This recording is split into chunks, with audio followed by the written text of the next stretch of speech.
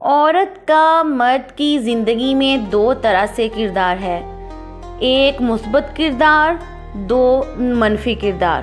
Number 1، مثبت کردار۔ عورت کے بارے میں ایک حدیث ہے کہ یہ ایک خوبصورت آبگینہ ہے۔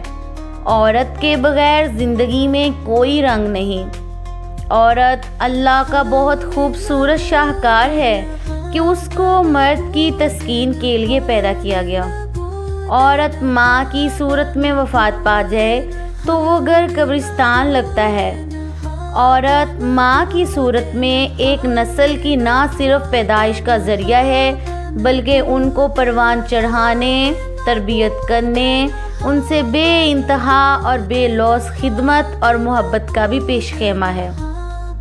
عورت بہن کے روپ میں ماں کا کردار ادا کرتی ہے، اپنے بہن بھائیوں سے نہ صرف محبت کرتی ہے بلکہ ان کا خیال بھی رکھتی ہے۔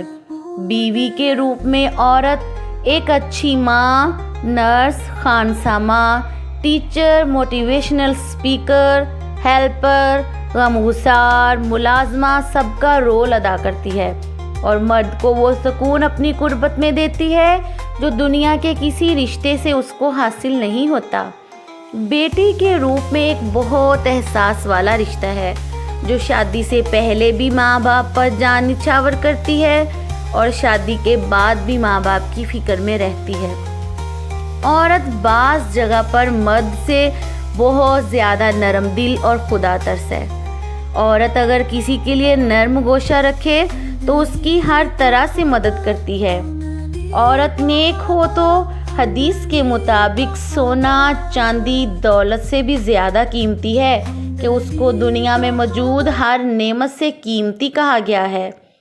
عورت با کردار ہو تو باپ، بھائی اور شوہر کا فخر ہوتی ہے۔ عورت حیا کا پیکر ہو تو مرد کی غیر موجودگی میں بھی اس کے دل کے اطمینان کا سبب رہتی ہے۔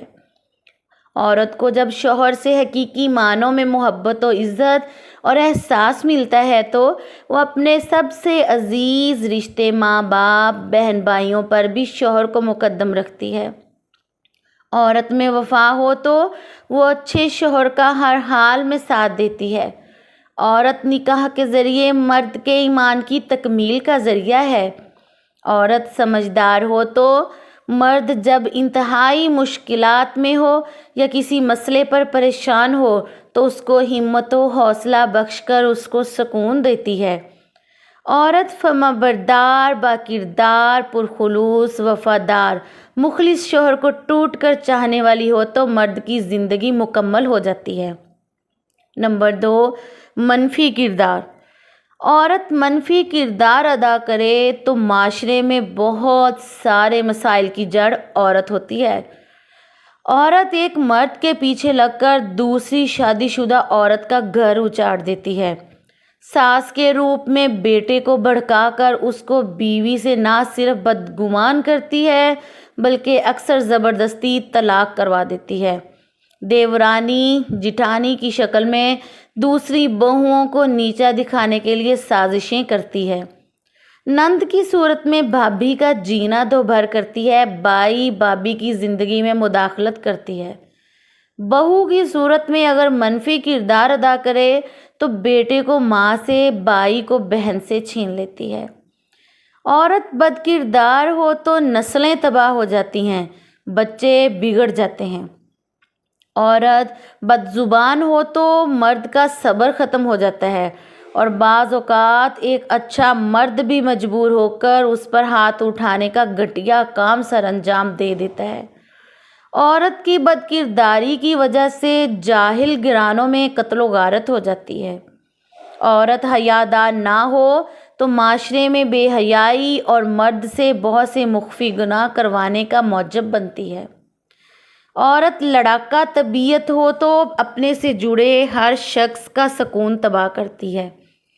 عورت مرد سے وفادار نہ ہو تو اکثر گھر اجڑ جاتے ہیں۔